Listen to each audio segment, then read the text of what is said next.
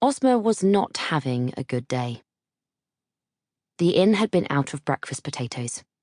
She'd had to change a wagon wheel an hour out of town, and now she was being asked to prevent thousands from dying needlessly in a hellstorm of flame and fury.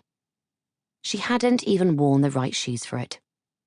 Her nice little red boots were made for dazzling buyers, charming customers, and not, as she specifically said when she joined Avenel and Family whiskey makers, trekking her magnificent ass up an incredibly steep cliff.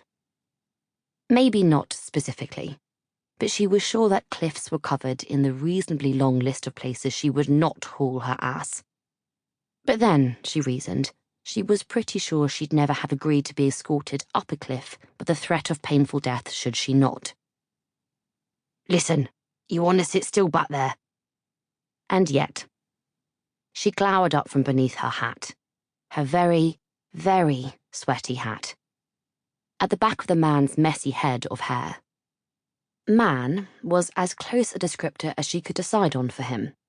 He was male, tall, and with the lean fighting muscles she liked so well, but the rest of him was a mystery. His clothes were an ill-fitting shirt and baggy trousers, cinched in some vague attempt at the imperial style by a thick cloth sash.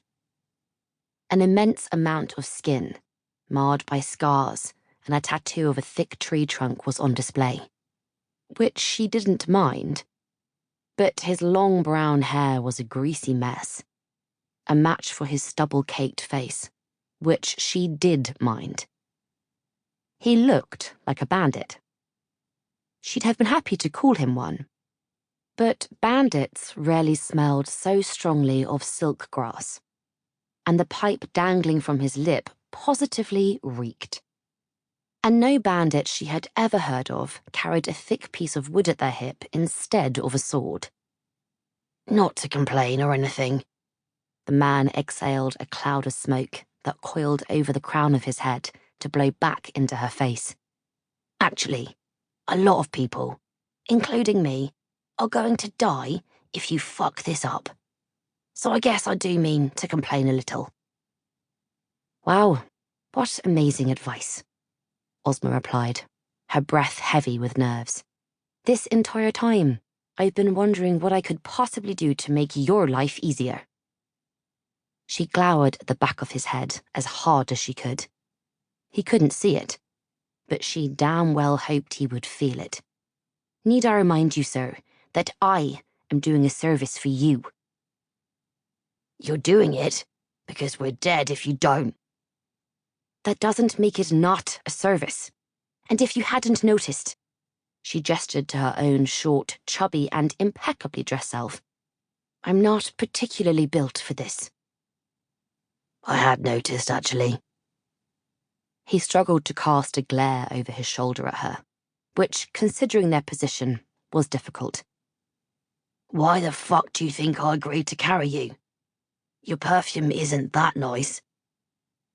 Ozma furrowed her brow. "It's not like I enjoy this either.